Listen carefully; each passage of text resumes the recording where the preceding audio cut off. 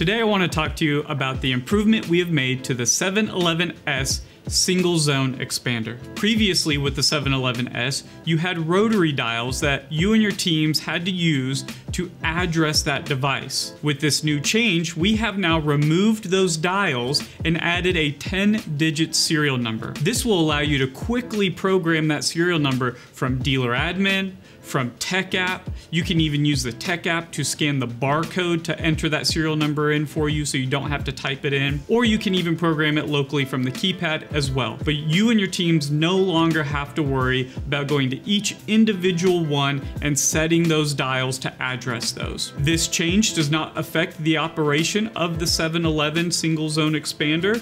It continues to operate as it did before. You just have a much more efficient way of getting it programmed. Now, because you can program that serial number remotely using those remote tools such as dealer admin and tech app, this will allow you to even pre-program a system. So if you have the 711S and you have multiples that you're going to use at a particular site, you can actually get all of that programmed in ahead of time, getting all of those serial numbers entered in to zone information. Then when your technician goes out to the site, they install all of the equipment, including those 711S single zone expanders. They then get the system online. You have the ability from dealer admin to enable auto programming. So then as soon as that system comes online, it actually sends all of that programming that you've done down to that control panel.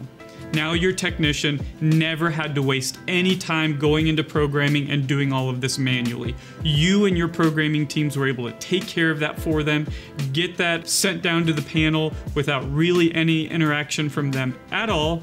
All your technician has to do now is go test that system. So this is a great improvement that will help you and your teams really be more efficient during that install process. For more information about the 711S, visit dmp.com.